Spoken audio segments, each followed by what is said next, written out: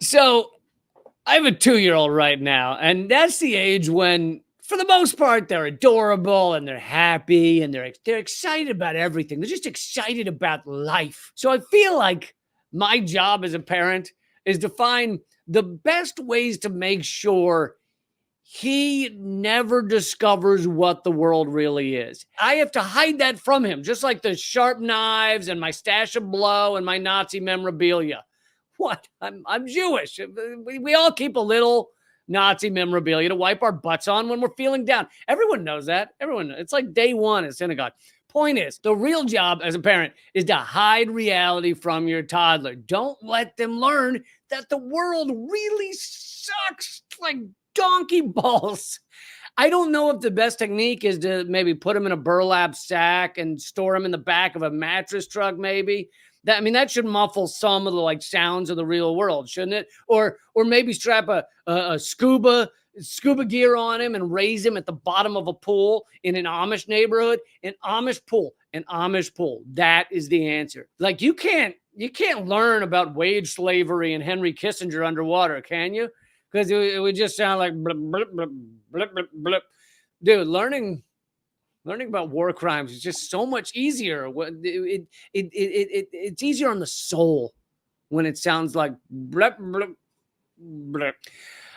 I'm afraid of my kid getting old enough to go to school, okay? Because I like actual school, because I hated every minute of school. I mean, when I was a child, not recently. I haven't been like auditing a third grade class or anything like that. But yeah, I don't want my kid to have to go through the horror show that is American schooling. So I'm hoping he gets like a brainworm maybe, or like a bike accident that like lowers his IQ a few points and we can just keep him home for life.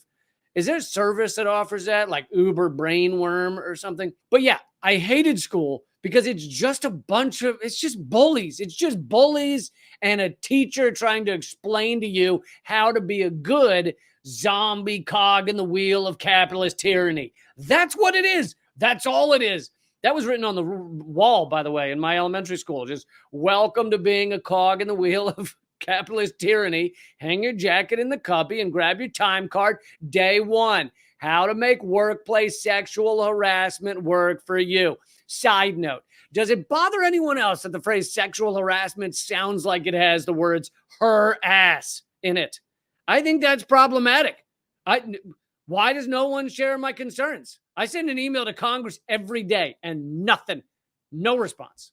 Point being, elementary school makes sense because you have to learn to treat other kids with kindness and not steal their stuff and, share and things like that. But then if you want to be a CEO later, you have to unlearn all of that. So you have to just wipe that off your brain.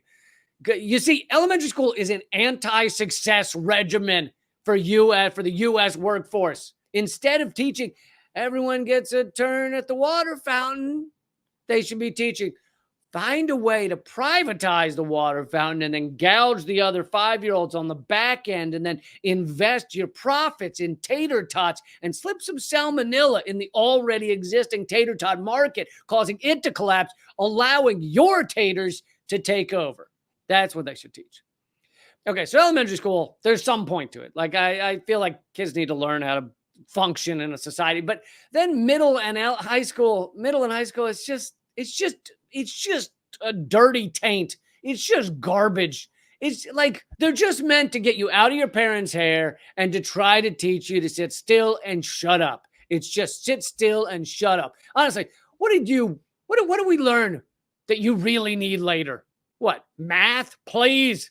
I literally don't know my multiplication tables anymore. I don't. Like, do you know what 5 times 7 really is? It's fuck you, Google it. That's the actual answer. It says it on NASA's website. You know how I figure out a tip at a restaurant now? I take 20% of nothing and I give the waiter a hand job under the table. I don't enjoy it, but it's the only way to get out of doing the math. I can't do the math. I know some of you are thinking, how do you give a waitress a hand job under the table? The answer is with practice. It's just practice. I have a diagram. I can mail it to you after this show, but I have to warn you, it is sticky. What else we got? Home ec. I had a home ec when I was in high school. When was the last time you sewed something? Like, you don't sew nowadays. You throw the thing out and you buy another because it costs 48 cents because the guy who made it is paid 3 cents and a bathroom break. Will the environment suffer from that kind of behavior, just throwing out everything? Absolutely, 100%. Why do you think every bald eagle nest is built out of shredded Hanes underwear? But consumerist America is all about not caring about the ramifications of our actions. I had to wait until college to learn that. I didn't understand. It's about not caring. What else you learn in high school? What else you got? Science? Yeah, really can't get by in today's world if you don't know how mitochondria work. I was trying to mail a package the other day, and the postal employee said, that'll be $2.38, and we're only going to ship this if you can explain how chlorophyll converts sunlight. Shit. Ah, damn it. Ah. Does it involve tiny bugs with hard hats on? Shit. Ah, guess I'll drive the package to Ohio myself. What else you got? History? Yes, history. I'll give you this. History is important. If they taught us real history, if they did, it'd be important. Instead, we just learned Columbus was a great guy. There were only 3 women that ever did anything of import in 400 years.